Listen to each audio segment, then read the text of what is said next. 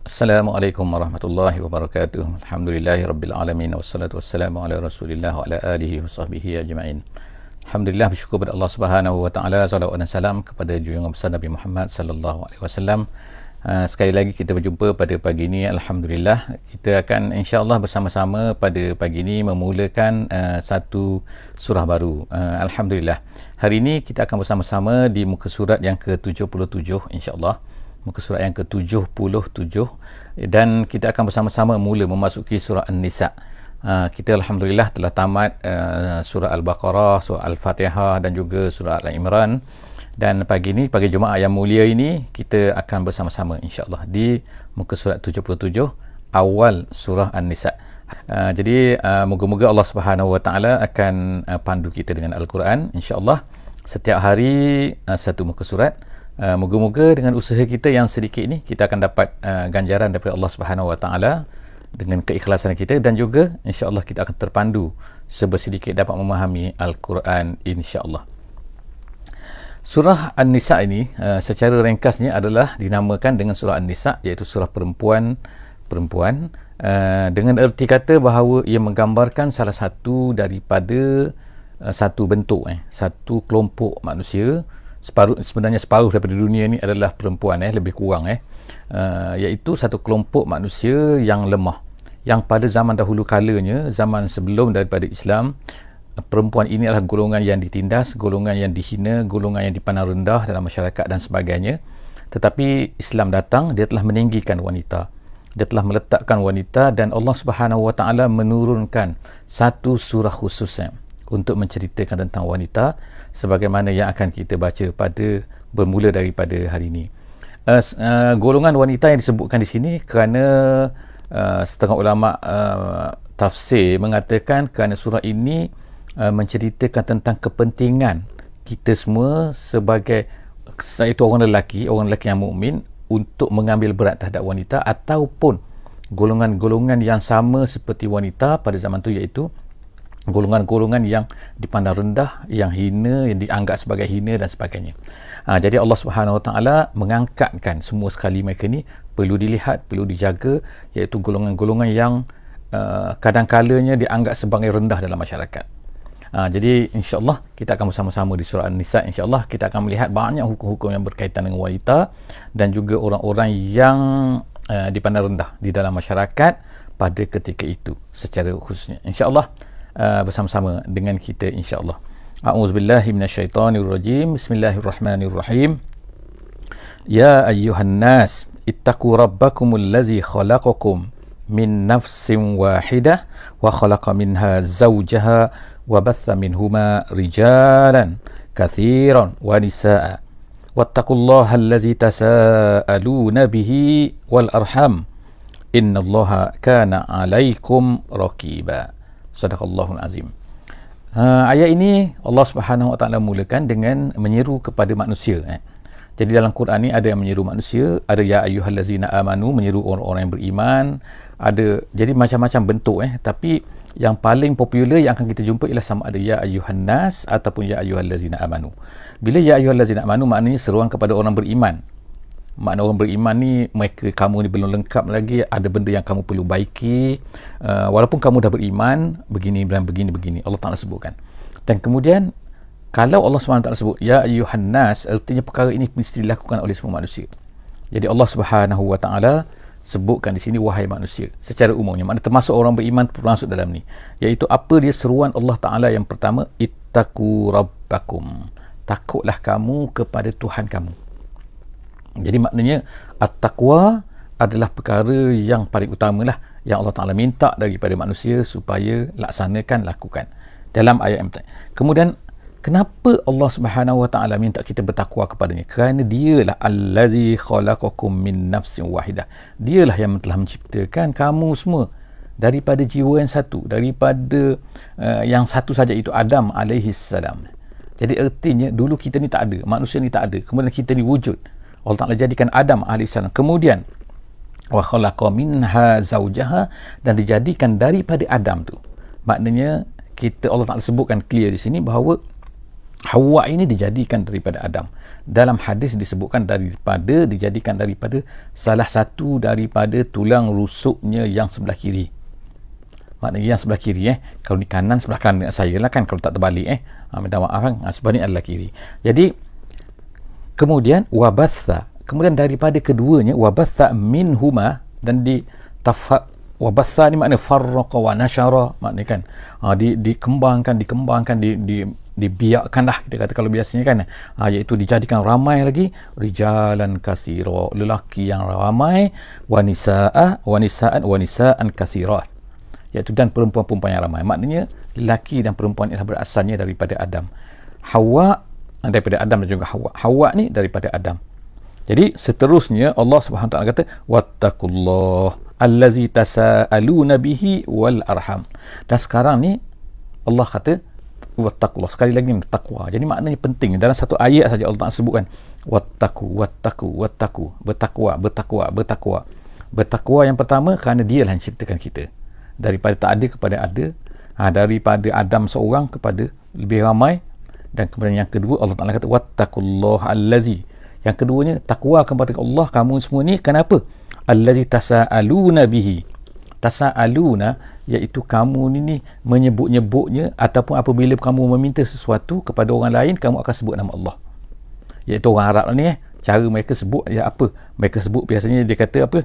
Iaitu kalau orang Arab kata, mereka kata, dia kata contohnya ialah kata as'aluka billahi, contohnya as'aluka, aku minta kamu demi Allah, dengan nama Allah aku minta. Maknanya apabila, maknanya sini ialah orang Arab ini, mereka ni menggunakan perkataan Allah ini, digunakan dalam masa mereka ni nak minta apa-apa kepada orang lain. Jadi Allah Ta'ala kata wattaqullah allazi tasaaluna bihi, dengan Allah itu kamu minta, maknanya kamu gunakan nama Allah. Jadi ertinya ialah nama Allah ni, kalau kita sekarang lah, kalau orang barat, kalau orang apa, mesti akan guna nama tu bila mereka nak minta. Kalau yang popular sekarang OMG kan, oh my God. Kenapa sebut oh my God? Ataupun demi Allah aku minta tolonglah, boleh dengan nama Allah. Dia tak kata kerana mak aku ke, kerana ayah aku ke, kerana nama mak aku ke, tak. Dengan nama Allah, maknanya buatlah kerana Allah kan, aku minta atas kamu kata nama Allah, kerana nama Allah, kerana Allah aku minta kamu. Maknanya minta, nak tunjuk bersungguh-sungguhnya. Jadi orang Arab menggunakan benda tu. Manusia mana-mana pun guna benda tu. Jadi Allah SWT kata, tengokkan kenapa manusia tu guna Allah, kerana fitrah manusia tu ada Tuhan. Jadi Allah SWT kata, oleh kerana itu takutlah kamu. Janganlah kamu hanya OMG saja, OMG tapi tak takut pada Allah pun. Tengok OMG tapi buat benda tak senonoh kan. Jadi maknanya sini ialah kamu sebut nama Allah, kamu sebut God, kamu sebut apa kan, takutlah kamu kepada Allah tu. Jangan kamu hanya sebut sahaja tapi tak takut. Wattaqullah allazi tasaaluna bihi, kemudian wal arhama, tengok baca dari atas wal arhama tu iaitu wattaqullah wattaqul arham. Wattaqullah, takutlah kamu pada Allah, dan juga jaga-jagalah kamu daripada rahim. Maksud rahim, jaga-jaga daripada rahim ialah hendaklah kamu jaga silaturrahim. Jangan putuskan silaturrahim. Jangan putuskan. Jadi kamu takut pada Allah, jagalah silaturrahim. Jadi nampak sini Allah Ta'ala rasa penting kan hubungan kita dengan Allah Subhanahu Wa Ta'ala, dengan hubungan kita sesama kita kan, sesama, terutamanya iaitu sesama kaum kerabat, orang-orang yang dekat dengan kita. Jaga silaturrahim. Rahim ini daripada perkataan rahim lah, rahim perempuan tu kan. Kalau perempuan maknanya daripada rahim yang satu. Sebab tu dia kata silaturrahim, iaitu hubungan ar-rahim, hubungan rahim lah, hubungan kekeluargaan maksudnya. Kemudian innallaha kana alaikum raqiba, sesungguhnya Allah Ta'ala itu ke atas kamu, dia tu raqib. Raqib itu maknanya hafiz, maknanya iaitu dia ni menjaga kamu, dia menjaga maknanya kan. Jadi ertinya ialah kamu jaga-jaga, kerana Allah Ta'ala ni sedang melihat. Allah Ta'ala ni melihat apa yang kita lakukan, memerhatikan apa yang kita lakukan. Jadi itu ayat yang pertama. Kita tengok ada dua perkataan takwa, nak cerita pentingnya kenapa kita mesti bertakwa kepada Allah. Maknanya manusia ini jika sekiranya mereka yakin bahawa Allah Ta'ala menjadikan mereka daripada Adam AS, dan kemudian kamu gunakan nama dia sesama kamu, jadi ingatlah bahawa hendaklah kamu bertakwa kepada Allah. Jangan sebut saja kan. Jangan ingat saja, jangan tahu saja kamu daripada Adam tapi tiba-tiba kamu tak bertakwa kepada Allah Subhanahu wa taala. Tu ayat yang pertama. Ayat yang kedua, wa atul yatama amwalahum. Sekarang Allah Subhanahu wa taala mula masuk kepada menyebutkan tentang anak yatim. Jadi anak yatim ni adalah satu kelompok, satu jenis manusia yang mana yang lemah. Artinya yatim ni dalam Islam artinya ialah seorang yang mana kematian ayahnya. Kematian ayahnya dan tak ada tempat bergantung. Jadi oleh kerana zaman dulu ketika tu, iaitu perempuan ni bukan bekerja, bukanlah perempuan yang menanggung tapi lelaki lah kan yang akan bekerja dan sebagainya. Perempuan duduk di rumah, jaga anak-anaknya, mendidik anak-anak dan sebagainya. Jadi apabila ayah dah tak ada, maka pada ketika itu menjadi kesukaran lah untuk, jadi ataupun kemungkinan ayah dimati. Seorang tu ayah dimati tapi dia meninggalkan harta, dan harta tu automatically dia akan dapatlah pusaka sedikit sebahagian daripadanya kepada anak tu. Jadi harta anak tu, sedangkan anak tu masih kecil, anak tu belum lagi baligh dan sebagainya kan, siapa yang akan jaga? Sebab itulah perlu adanya aulia dipanggil, iaitu wali yang menjaga harta ataupun ausia, iaitu orang-orang yang memegang wasiat untuk menjaga harta-harta anak-anak ni. Jadi Allah Subhanahu wa taala sebut sini ialah sekarang ni kepada orang-orang yang memegang, yang diberi amanah untuk memegang harta anak yatim ni. Apa yang mereka buat? Jadi Allah Ta'ala kata sini, wa atul yatama amwalahum. Apabila mereka ini telah baligh, maka berilah kepada mereka harta ni. Jangan maknanya dah baligh tak nak beri lagi harta. Jadi itu yang pertama. Sebab apa? Perkara ni lumrah berlaku di kalangan masyarakat Arab, iaitu walaupun anak tu dah baligh dah, tapi oleh kerana mereka pegang, mereka buat senyap saja, mereka buat tak tahu saja. Sedangkan harta tu ialah bukan harta dia, harta anak yatim tu. Jadi jaga-jaga jangan kamu tak beri kepada anak-anak yatim itu. Hak itu hak mereka kan, bukan hak kamu. Kamu hanya diberi amanah saja. Wa atu al-yatama amwalahum. Amwalahum maknanya harta mereka, bukan harta kamu. Kemudian wala tatabaddalul khabitha bit-thayyib. Itu perkara yang pertama. Yang keduanya, jangan kamu tukar-tukar, suka-suka hati tukar-tukar yang baik dengan yang buruk. Yang al-khabis tu maknanya ialah yang buruk. Al-tayyib bit-tayyib tu dengan yang baik. Bagaimana ni perkara ni boleh berlaku? Iaitu kadang-kadang, sebagai contoh lah, anak yatim ni ada kambing katakan. Contoh ni kambing zaman dahulu kan. Kambing ni kambing sihat, kambing kan. Ni yang memegang amanah ni ada juga kambing, tapi kambing yang kurus, kambing yang tak sihat dan sebagainya. Jadi dia tukar. Dia kata, alah kambing juga, aku beri kambing ni, milik dia ialah 10 ekor kambing, aku beri 10 ekor kambing, tapi kambing ni adalah kambing-kambing yang lemah kambing. Begitulah segala bentuk yang lain kan. Maknanya kadang-kadang bilangan tu sama, tapi mutu dia, kualiti dia adalah berbeza. Jadi Allah Subhanahu taala kata kat sini, jangan kamu tukar-tukar oleh kerana kamu kata kuantiti sama saja tapi kualiti berbeza. Jangan. Harta dia, harta mereka, harta anak yatim. Jangan kamu nak cuba-cuba tukar. Wala tatabaddalul khabisa bit-tayyib. Jangan kamu tukar-tukar. Kemudian wala ta'kulu amwalahum ila amwalikum. Perkara yang ketiga, Allah Ta'ala beri amaran kat sini, jangan kamu makan harta mereka ila amwalikum, kepada harta kamu. Macam mana ni? Artinya ialah tu kamu campurkan. Kamu campur adukkan sehingga harta mereka, kalau duit sekarang ni tak ada masalah lah kan, kita kan akaun ni akaun mereka, ini akaun kita, tak bercampur kan, kita ada kiraan dan sebagainya, boleh kira kan. Tapi ni zaman dahulu ataupun zaman ketika bila kita tak ada, ataupun apa-apa zaman sekarang pun dia boleh berlaku juga, iaitu adalah apa-apa bentuk itu mencampurkan tu adalah merupakan satu. Sebab apa mencampurkan tu? Iaitu bila campur tu, saya makan tak kisahkan, aku makan sikit, ini harta aku kok, harta aku. Jadi jaga-jaga. Harta mereka is harta mereka, jangan kamu makan harta kamu illa amwalikum, harta mereka dengan harta kamu. Kamu campur adukkan dua tu. Kemudian innahu kana huban kabira. Allah kata itu adalah merupakan satu hub kabira. Hub dosa maknanya ithmun kabira. Jadi jangan buat macam tu. 3 perkara Allah Ta'ala sebut ni. Ingatkan kat sini kan. Iaitu beri harta mereka bila mereka dah balik, mereka dah rushd. Yang kedua, jangan campur-campur. Yang ketiganya, jangan tukar-tukar. Jadi maknanya orang nak pegang harta anak yatim ni kena jaga-jaga betul-betul lah kan. Sebab apa? Harta tu, ataupun bukan harta anak yatim pun, harta diamanahkan ni, maka kena jaga betul-betul tak kira harta apa benda kan, mana kena kikir. Jadi kalau dah tersalah tu bukan dengan sengaja, itu Allah Ta'ala maafkan, tetapi maknanya kena buat elok-elok. Kemudian wa in khiftum alla tuqsitu fil yatama. Sekarang ni ayat yang ke-3. Allah Subhanahu Wa Ta'ala sebutkan satu keadaan Di mana iaitu sebab nuzulnya dikatakan ada orang-orang ni yang memegang amanah anak yatim ini, dan anak yatim tu ialah perempuan. Tiba-tiba dia nak berkahwin dengan budak perempuan tu. Budak perempuan tu bila dah balik, dia nak berkahwin dengan budak perempuan tu. Jadi oleh kerana budak tu anak yatim, jadi dia beri lebih kurang saja mahar kepada perempuan tu. Kerana dia tu anak yatim, kerana dia jaga, jadi dia beri lebih kurang. Jadi oleh kerana itulah maka dikatakan turun ayat ni. Sebab nuzul tu ayat ni turun, iaitu wa in khiftum alla tuqsitu fil yatama. Kalau kamu takut kamu ni tidak dapat berbuat adil kepada anak-anak yatim tu, perempuan-perempuan anak yatim yang kamu nak kahwin dengan dia tu. Kemungkinan satunya kamu tak beri mahar yang betul, ataupun kalau kamu kahwin makna kamu akan buat tak adil kepada mereka. Kerana dia tu anak yatim, kerana dia tu kamu pernah jaga dia dan sebagainya, maka Allah Ta'ala kata kalau kamu takut kamu tak adil, maka pergilah yang kedua, iaitu fankihu, maka kahwinlah perempuan lain, jangan kahwin dengan anak yatim tu.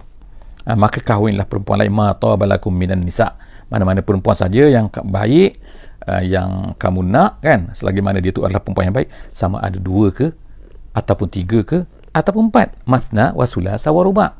Mana Allah Ta'ala beri keizinan tu sampai 4 saja, tak boleh lebih daripada 4. Kemudian tapi ada tapi lagi, fa in khiftum alla ta'dilu.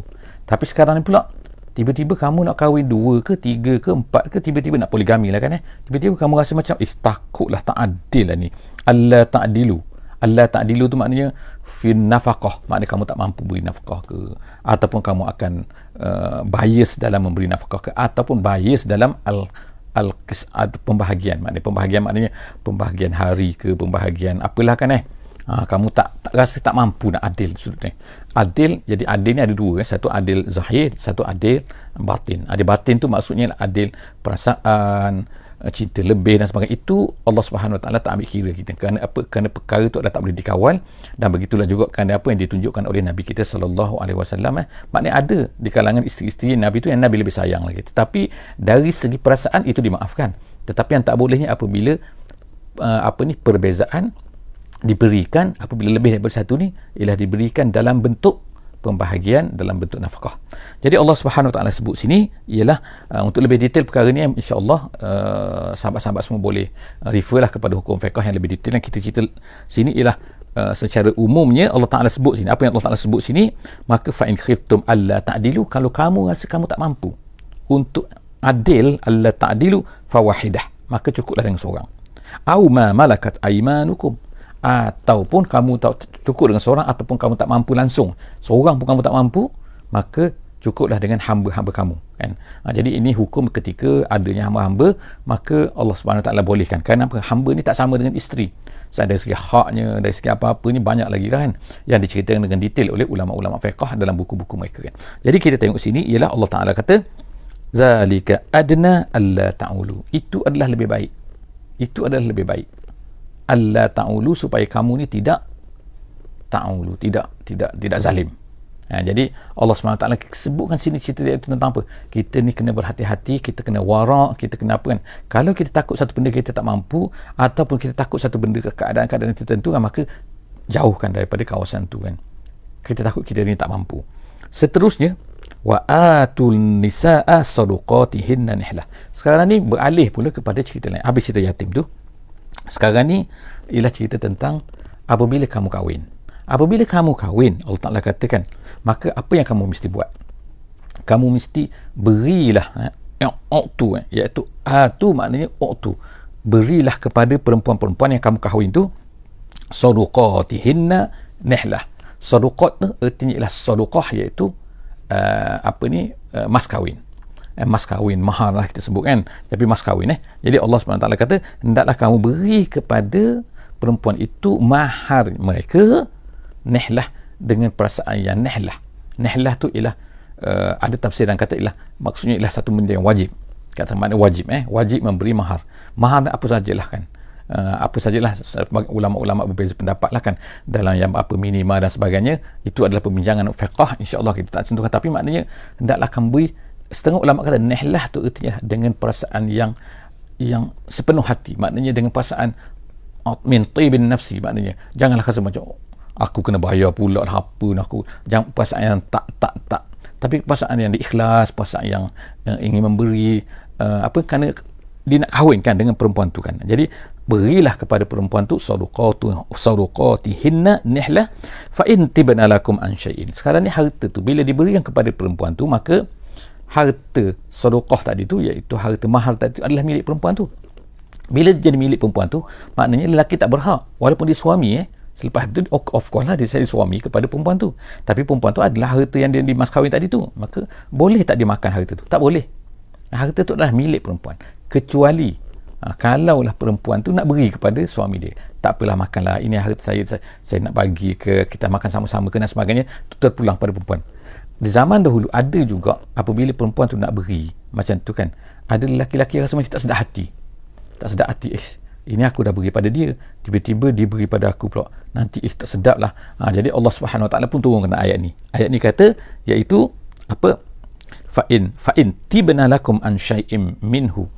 Kalaulah perempuan tu, isteri tu kan, dia rasa tak kisahkan dengan sepenuh hati dia nak beri kepada kamu, maka minhu nafsan, daripada jiwa mereka, maknanya daripada dalam sungguh-sungguh lah, bukan kita paksa dia, bukan kerana dia malu kepada kita makan dan sebagainya, tak, memang daripada dia. Fakulu hani mari'a, Allah tak kata makan, tak kisah, hani mari'a, makanlah dengan senang hati, jangan kamu rasa bersalah dan sebagainya. Kemudian wala tu'tusufha, cerita lagi tentang masalah memberi memberi harta kepada orang-orang yang anak yatim tadi.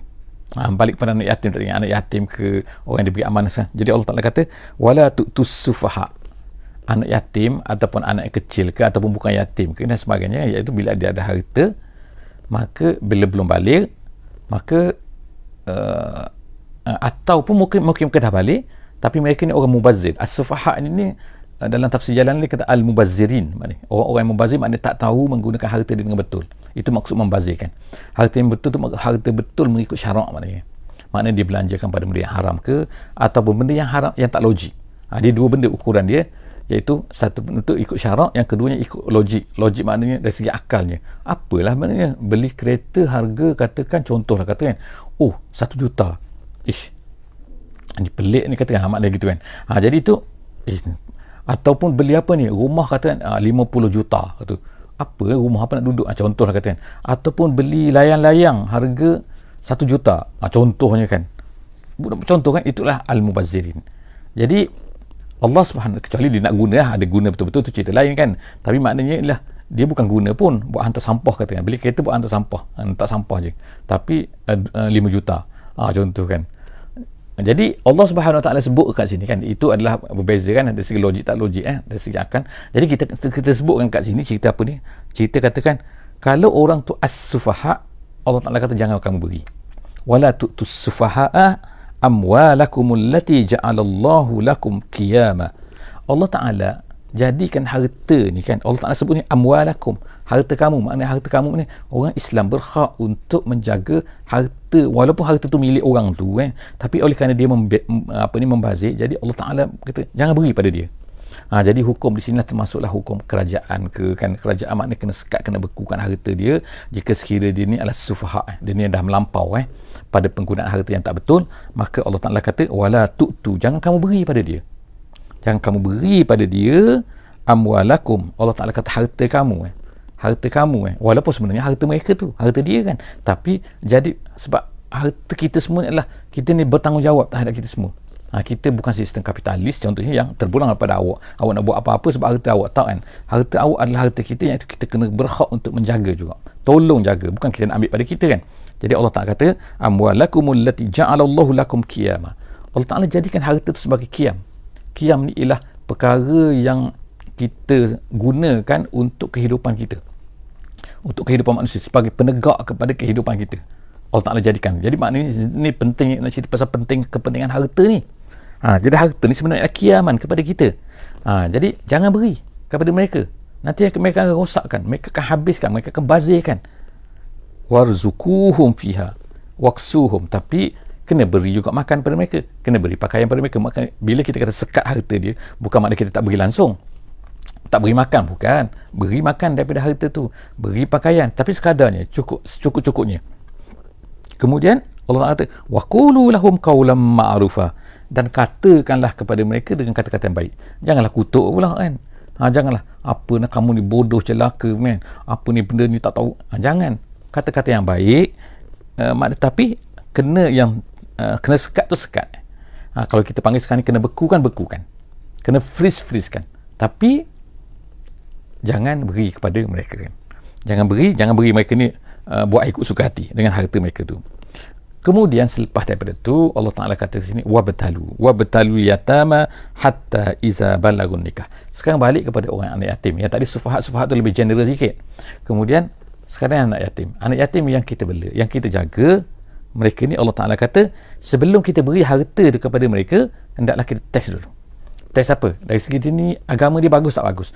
Dua perkara ulama sebutkan dalam jalan lain, disebut dua perkara kena test ni. Yang pertama dari segi agama dia okey tak okey. Yang keduanya ialah dari segi dia ni pandai mentasarruf harta, menggunakan harta tu kan, membelanjakan harta tu, dia pandai tak pandai. Kadang-kadang dia tak pandai kan, dia belanja pada benda-benda yang tak patut dan sebagainya kan. Sebab itulah wabtalu, hendaklah kamu test dulu anak-anak yatim tu, sehingga apabila iza balagun nikah fa in anastum minhum rusydan, bila kamu rasa dia dah rusydan tu makna dah cerdik, dah pandai dah kan, lawan kepada apa ni tak pandai lah, tak makna sufahat tadi tu.